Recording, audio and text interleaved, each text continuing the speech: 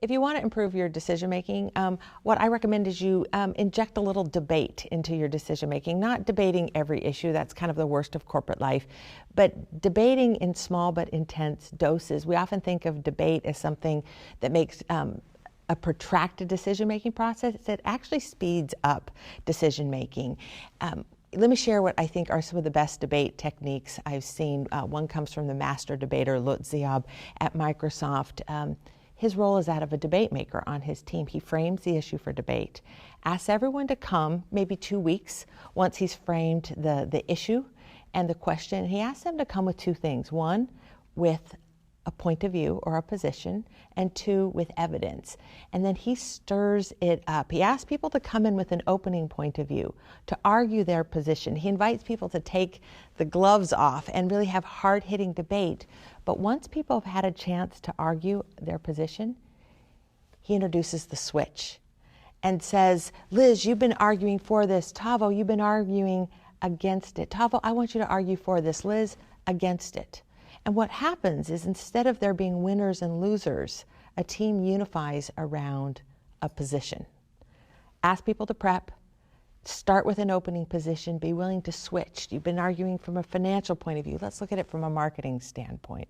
And I think you'll find your teams will arrive at better decisions and decisions that everyone understands and can execute. I also want to give you a simple little technique that I learned from a group of third graders.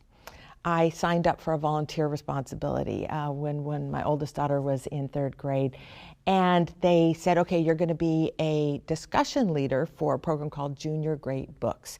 And they said, you need to go to a one-day training course for this. And I was shocked that I had to go to a one-day training course to lead a debate for third graders. And I learned the most valuable debate technique. As a discussion leader, I had 3 jobs. 1, ask the question. Don't offer a point of view. Just ask the question. We'd be like, why did Jack go up the beanstalk a 3rd time? And let the kids discuss. Number 2, ask for evidence. Don't let people get away with, well, here's what I think. Ask them to cite evidence in support of their argument. And it was fun to watch little 3rd graders do this. For the first time I did it, I was like, okay, where's their evidence to support that point of view? And they had this little moment of terror, but then they quickly turned to page 23 and they said, here on page 23 in the 2nd paragraph, there's this sentence. And they found evidence to back their point of view. And the 3rd role I had was to ask everyone. Make sure everyone gets a chance to weigh in.